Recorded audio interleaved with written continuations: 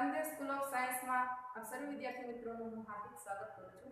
આજે આપણે ધોરણ 12 સાયન્સ સંસ્કૃત વિષયના પહેલા પદ્ય વિશે ચર્ચા કરીશું. યુનિટ નંબર 1 પદ્ય જેનું નામ છે વેદામૃતમ. ધોરણ 11 માં પણ પહેલું પદ્ય વેદામૃતમ નામનું જ આવતું હતું. એના વિશે આપણે થોડો ઘણો તમને ખ્યાલ હશે. વેદામૃતમ નામના પદ્યમાં વેદોના મંત્રોની ચર્ચા કરવામાં આવે છે. અહીંયા આગળ આ યુનિટમાં કુલ ટોટલ 6 મંત્રો આપેલા છે. હવે આપણને ખબર હોવી જોઈએ કે ભાઈ સંસ્કૃત સાહિત્યની અંદર સંસ્કૃત સાહિત્ય છે એ સંપૂર્ણ સાહિત્ય કુલ 2 વિભાગમાં વિભાજિત થયેલું છે. 2 સંહિતાઓમાં વિભાજિત થયેલું છે. એક છે વૈદિક સંહિતા, એક છે વૈદિક સંહિતા અને બીજું છે લૌકિક અથવા તો પ્રશિષ્ટ સંહિતા.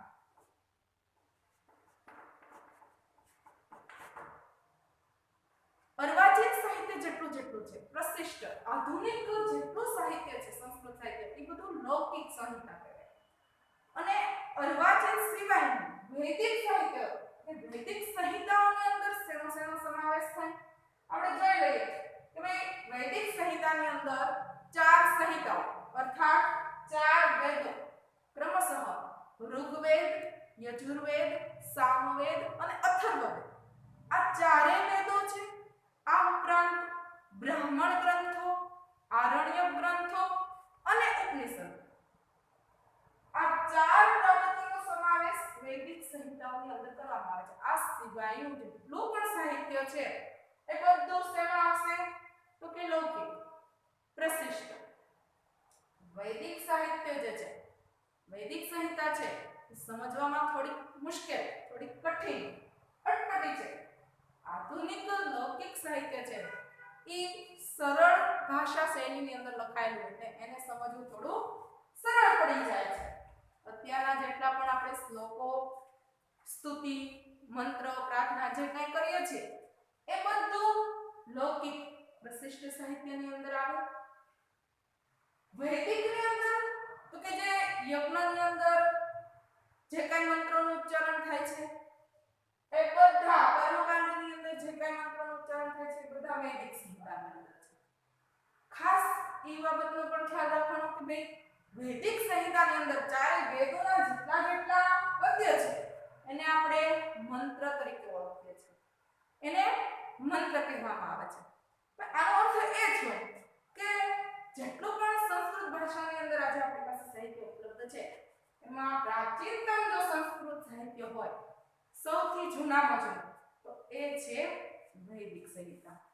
આ વૈદિક સાહિત્યની અંદર સંહિતા, બ્રાહ્મણ ગ્રંથ, આરણ્ય ગ્રંથ અને ઉપનિષદ આ 4 વિભાગની અંદર એને વિભાજિત કરવામાં આવ્યું છે. સંહિતાના ભાગની અંદર એટલે કે વેદોના ભાગની અંદર મંત્રનો સંગ્રહ કરવામાં આવ્યો છે. વેદોની અંદર શેનો સંગ્રહ થયેલો છે તો કે ભાઈ મંત્રનો સંગ્રહ કરવામાં આવ્યો છે. જ્યારે બ્રાહ્મણ ગ્રંથની અંદર જે મંત્ર છે એ મૂકવામાં આવેલા છે એ એક પ્રકારનું ભાષ્ય એ વેદોને સમજાવે છે કે ભાઈ વેદોની અંદર સંહિતાની અંદર જે ગ્રંથ સંગ્રહ કરવામાં આવેલો છે એની અંદર જેટલા મંત્રો સંગ્રહ થયેલા છે એનો અર્થ શું થાય, એ મંત્રને તમે ક્યાં આગળ ઉપયોગ કરી શકો, ક્યાં તમે બોલી શકો છો એનો ઉપયોગ સૂચવવામાં આવ્યો છે કે ભાઈ આ વેદના આ મંત્રો છે એનો ઉપયોગ તમે પૂજા વિધિમાં આ પ્રકારના પૂજનની અંદર કરી શકો છો, આ પ્રકારના હવનની અંદર. તો આ બધી સમજૂતી આપણને બ્રાહ્મણ ગ્રંથની અંદર આપવામાં આવેલી છે.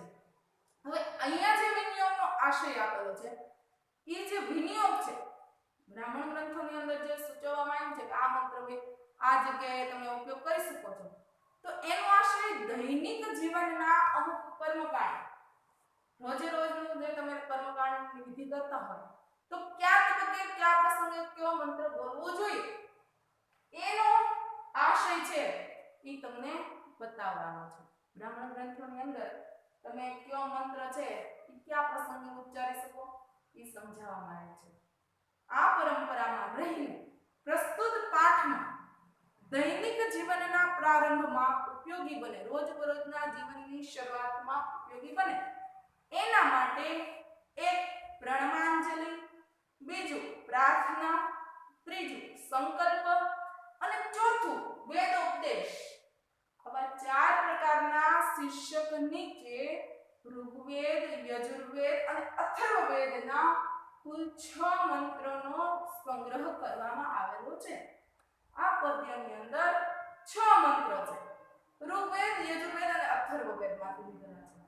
અને 6 પદ્ય, 6 મંત્રો છે એ તમે રોજબરોજની પ્રક્રિયા, રોજબરોજના દૈનિક જીવનના કાર્યોની શરૂઆત કરવા માટે ઉપયોગી બને એટલા માટે અહીંયા પસંદ કરવામાં આવેલા છે.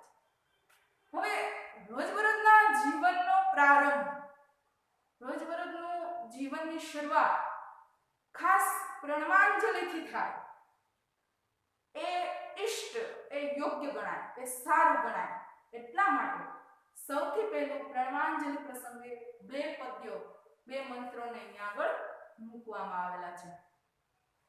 એવા પ્રકારના 2 મંત્રો કે જેની અંદર શ્રી જ્યેષ્ઠ બ્રહ્મને નમસ્કાર કરેલા છે. જ્યેષ્ઠ બ્રહ્મ, સૌથી મોટા એવા બ્રહ્મદેવને નમન કરવામાં આવેલા છે. પ્રણમાંજલિમાં જે મંત્રો આપેલા છે એ રૂપક અલંકારની અંદર આપેલા છે. આપણે જ્યારે વ્યાકરણના મુદ્દામાં અલંકાર વિશે ચર્ચા કરીશું ત્યારે રૂપક અલંકારનું ઉદાહરણ ખાસ આપણે એને ધ્યાનમાં રાખશું. એની અંદર રૂપક અલંકારનો પ્રયોગ કરેલો છે. એ પછી જે પ્રાર્થના નામના શીર્ષકની અંદર જે મંત્ર આપેલા છે એમાં તો ખાસ પહેલા મંત્રની અંદર એક સાથે 6 બાબતોને માગી લીધી છે. 6 બાબતોને પ્રાપ્તિ કરવા માટે પ્રાર્થના કરવામાં આવેલી છે. બીજા મંત્રની અંદર મેધાની પ્રાપ્તિ, મેધા એટલે બુદ્ધિ, મેઘાની વાત નહીં, મેઘા એટલે વાદળ અથવા તો વરસાદ, એનો અર્થ અહીંયા નથી લેવાનો. મેધા એટલે બુદ્ધિની પ્રાપ્તિ થાય એના માટેની પ્રાર્થના છે. ત્યાર પછી સંકલ્પ માટે, કોઈ સંકલ્પ કરવાનો હોય તો એના માટે ઉપયોગમાં લઈ શકાય એવો એક મંત્ર અહીંયા દર્શાવેલો છે.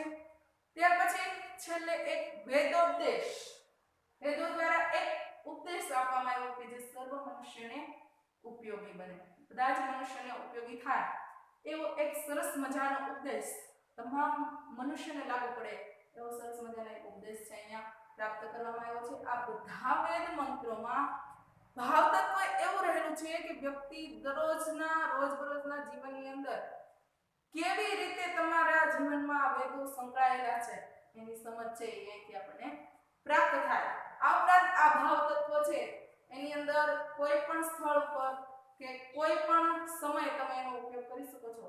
કોઈ સ્થળ કે સમયની બાધા અંદર જોવા મળતી નથી. આપણે જોઈ લઈએ.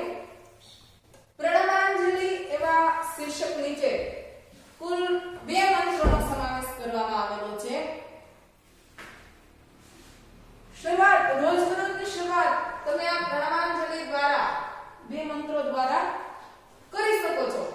તો આ મંત્રની અંદર યસ્ય ભૂમિઃ પ્રમાંતરિક્ષમ ઉત ઉદરમ દીવમ વ્યશ્ચક્રે મૂર્ધાનમ તસ્મે જ્યેષ્ઠાય બ્રહ્મણે નમઃ.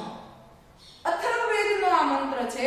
અથર્વવેદમાંથી લેવામાં આવ્યો છે કે યસ્ય ભૂમિઃ પ્રમા. પ્રમાનો અર્થ થશે યથાર્થ જ્ઞાનનું સાધન, યથાર્થ જ્ઞાનનું સાધન. યસ્ય એટલે જેનું, ભૂમિ એટલે ભૂમિ અથવા તો ધરતી, પૃથ્વી. ભૂમિ જેના યથાર્થ જ્ઞાનનું સાધન છે.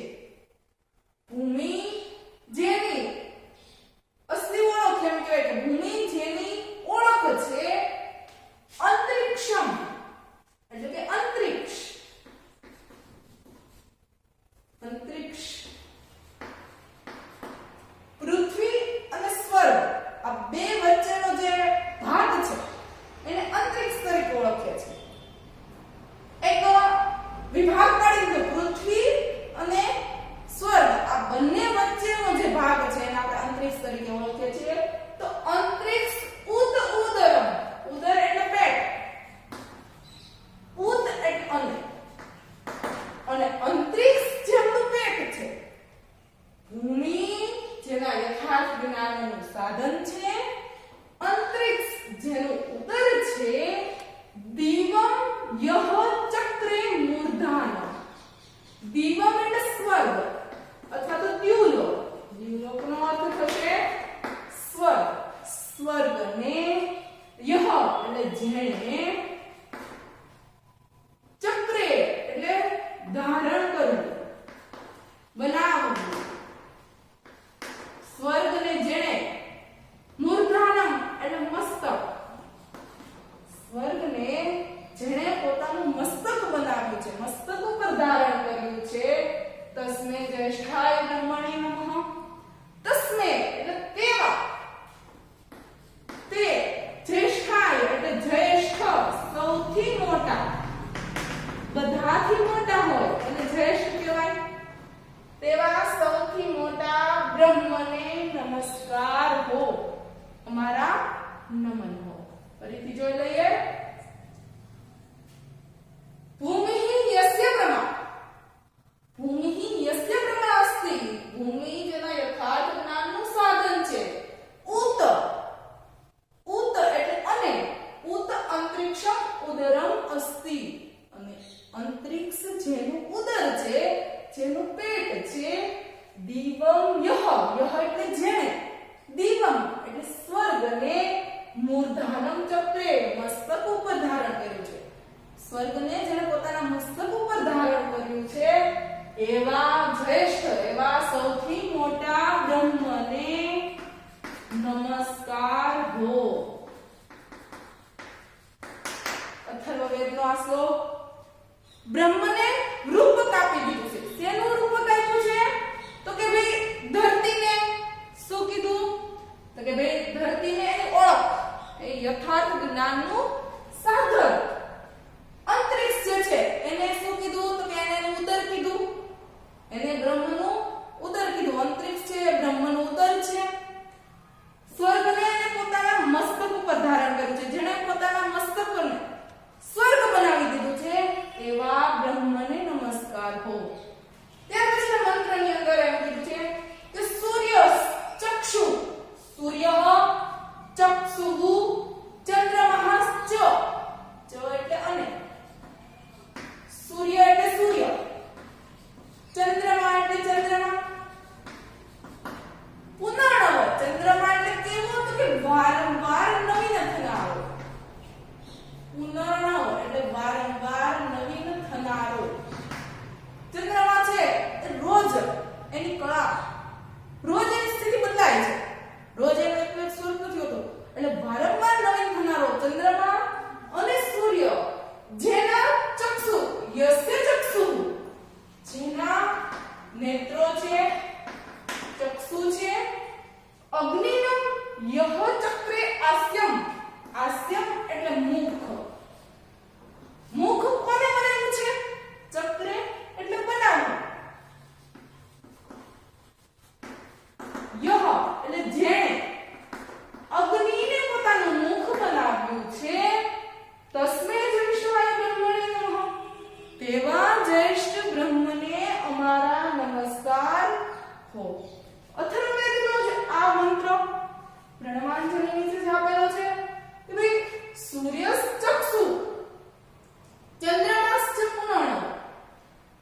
વારંવાર પુનર્નવ એટલે વારંવાર નવીન થનારો ચંદ્રમા અને સૂર્ય, જેના નેત્રો છે યસ્ય ચક્ષુ, જેના નેત્રો છે. યહ જેણે અગ્નિ આસ્યમ ચક્રે, અગ્નિને પોતાનું મુખ બનાવ્યું છે. આસ્યમ એટલે મુખ. અગ્નિને જેણે પોતાનું મુખ બનાવ્યું છે. તસ્મે જ્યેષ્ઠાય બ્રહ્મણે નમઃ. તેવા સૌથી મોટા, તેવા જ્યેષ્ઠ બ્રહ્મને અમારા નમસ્કાર હો, અમારા નમન હો. ત્યાર પછી પ્રાર્થના નામના શીર્ષકની નીચે બે મંત્રો આપવામાં આવ્યા છે. પહેલા મંત્રની અંદર એક સાથે 6 બાબતોને માંગવાની વાત છે. 6 બાબતો માંગી લીધી છે. અને ત્યાર પછીના મંત્રની અંદર ઉત્તમ શ્રેષ્ઠ મેધાની પ્રાપ્તિ થાય તેવી પ્રાર્થના કરવામાં આવેલી છે. પહેલા મંત્રની અંદર જોઈ લઈએ આપણે ભાઈ. ઋગ્વેદનો આ મંત્ર છે. ઇન્દ્ર શ્રેષ્ઠાની દ્રવિણાની ધૈર્ય. ઇન્દ્ર શ્રેષ્ઠાની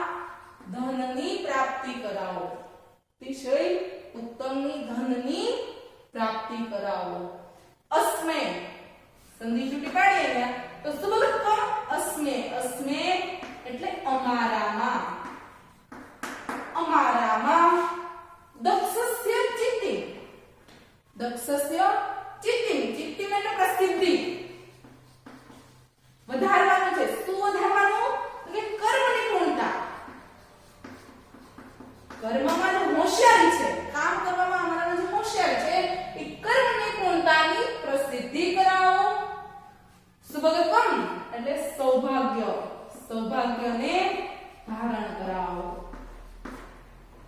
સૌભાગ્ય આપો, અમારામાં સૌભાગ્યને તમે ધારણ કરાવો. ત્રણ બાબતો અહીંયા પ્રાપ્ત કરવાની વાત છે. શું માંગ્યું? તો કે હે ઇન્દ્રદેવ, શ્રેષ્ઠાની દ્રવ્યાની ગેહી, અમને અતિશય ઉત્તમ એવા ધન આપો. દક્ષસ્ય ચિત્તિમ, કર્મ નિપુણતાની પ્રસિદ્ધિ કરાવો, કર્મ નિપુણતાને વધારાવો. અસ્મે સૌભાગ્ય, અસ્મે સુબોધમાં અસ્મે, અસ્મે એટલે અમારામાં સૌભાગ્યને ધારણ કરાવો. અતિશય ઉત્તમ ધન આપો અને અમારામાં કર્મની નિપુણતાની પ્રસિદ્ધિ અને સૌભાગ્યને ધારણ કરાવો. ત્યાર પછી પોષમ રેયના, રેયના એટલે ધન, ધનની વૃદ્ધિ. પોષમ એટલે વૃદ્ધિ.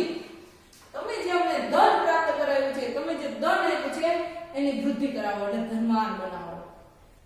અરિષ્ટિમ કરુણા, અરિષ્ટિમ એટલે નિરોગીતા. શેની નિરોગીતા? તો કે તનનું નામ, તનનું નામ એટલે શરીર, શરીરની નિરોગીતા.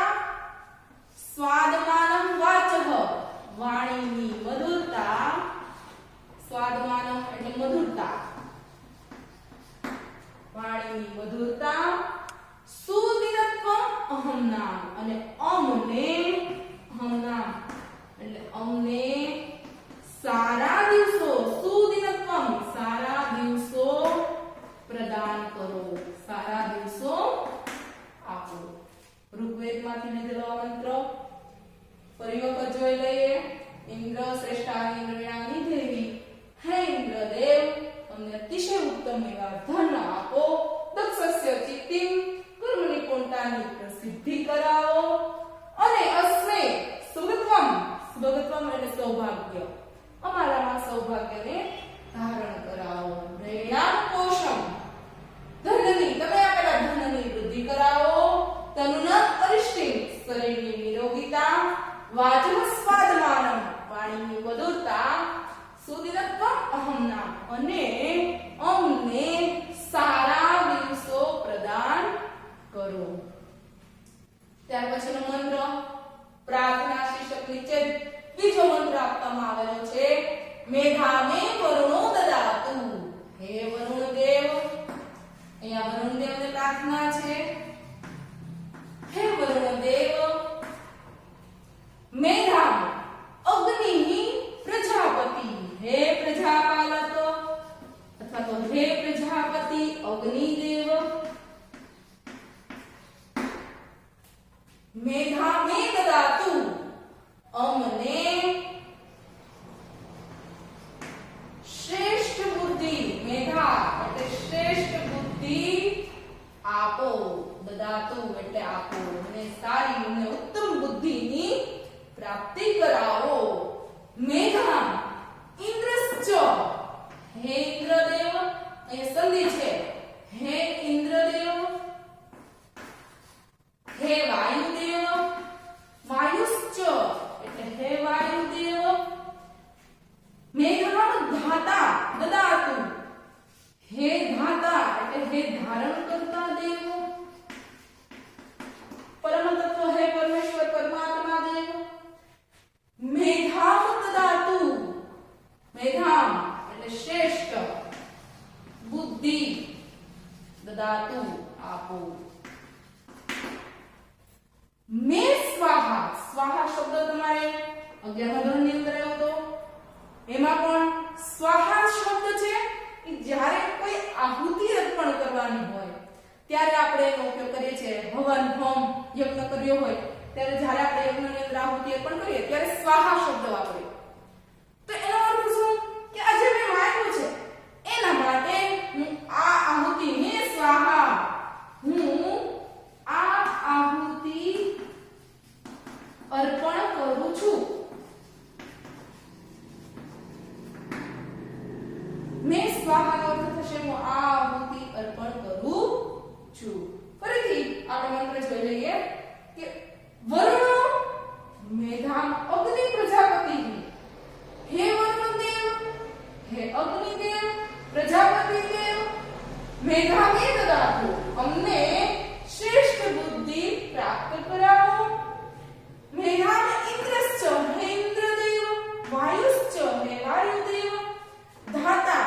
હે પરમ તત્વ, હે પરમેશ્વર, હે ધારણ કરતા દેવ, મેધામ દદાતુ, અમને ઉત્તમ બુદ્ધિ, શ્રેષ્ઠ બુદ્ધિ આપો. મેં સ્વાહા, એના માટે હું આ આહુતિ અર્પણ કરું છું. ત્યાર પછી સંકલ્પ, એટલે સંકલ્પ લેવાનો. એક સંકલ્પ નીચે યજુર્વેદનો મંત્ર આપવામાં આવેલો છે, સુસારથી.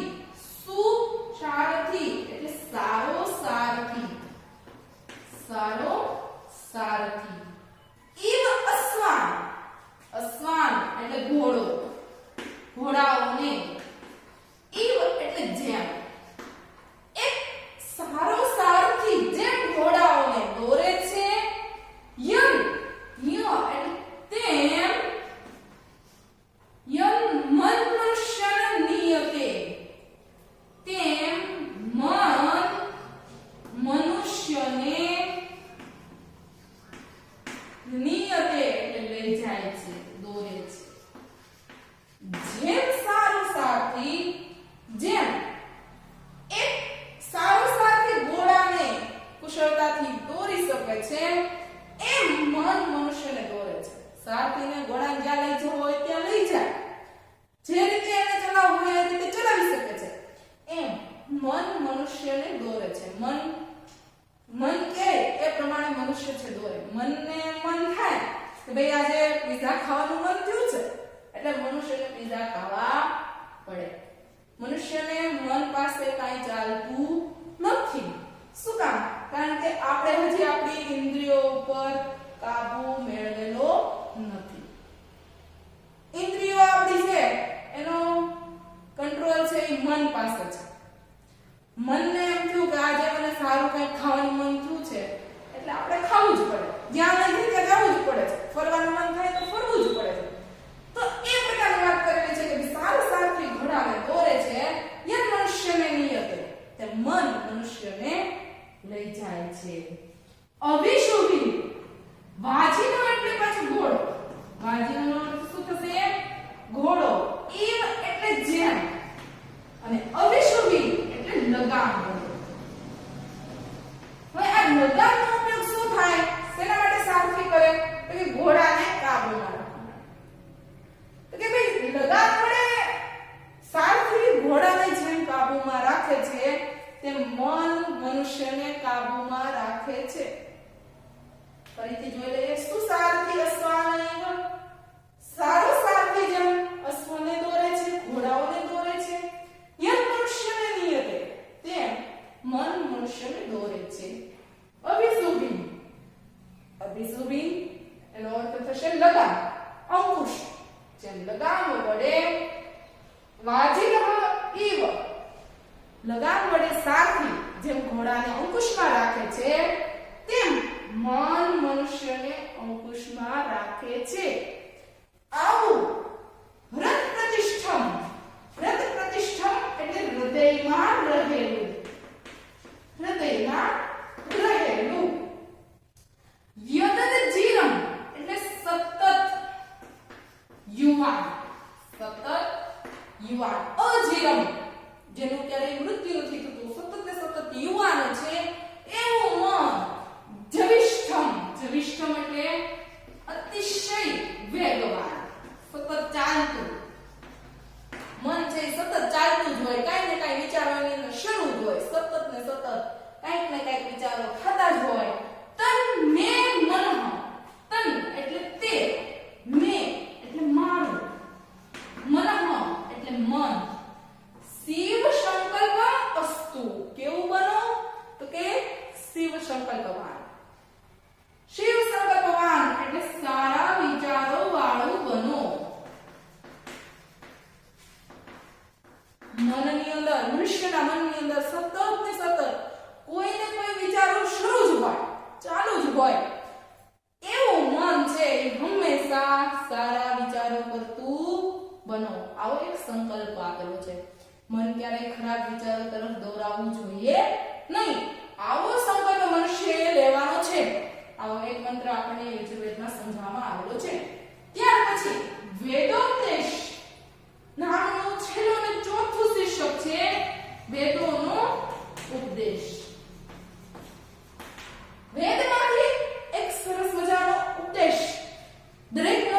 પ્રાપ્ત થાય છે.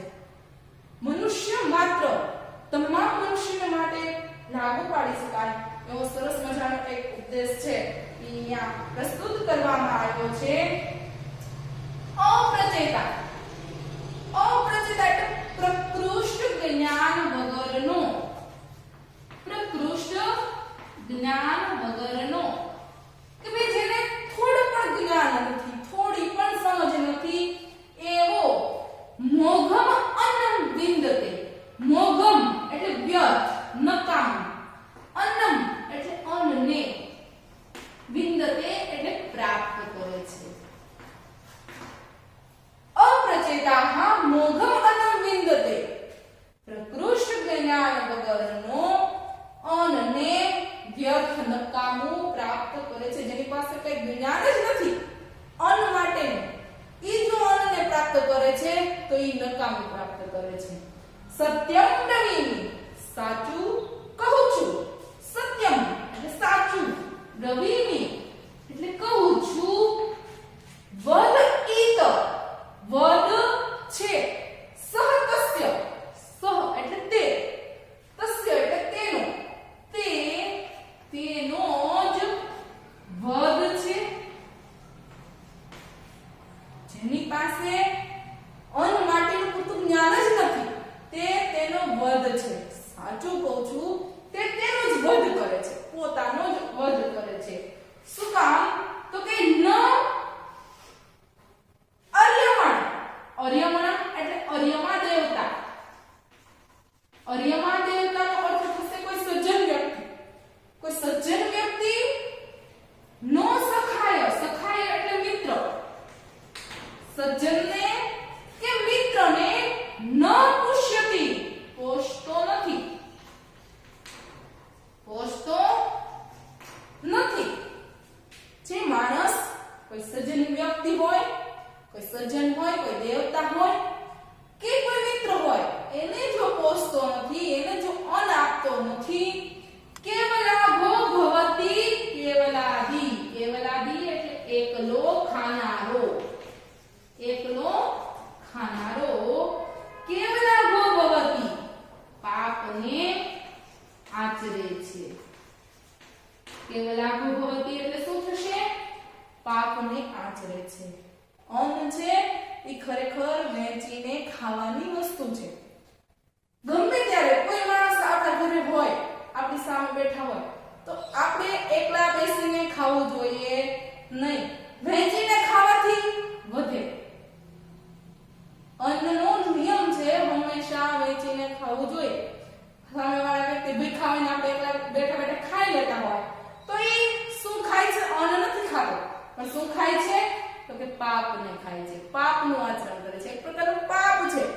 એકલા બેસીને અન્ન ખાવું એક પ્રકારનું પાપ ગણવામાં આવે છે. એટલે કીધું છે કે જેની પાસે જ્ઞાન જ નથી, સહેજ પણ એવું નોર્મલી જો પ્રકૃષ્ટ જ્ઞાન હોય, સહેજ પણ જ્ઞાન ન હોય તો એ અન્નને વ્યર્થમાં પ્રાપ્ત કરે છે. સત્યમ બ્રવીમિ, સાચું કહું છું. વદ ઈત સતસ્ય, સાચું કહું છું, તે તેનો જ વધ છે. તે તેનો વધ કરે છે. એના નાશ માટેનું કારણ છે, એના મૃત્યુ માટેનું કારણ બતાવે છે.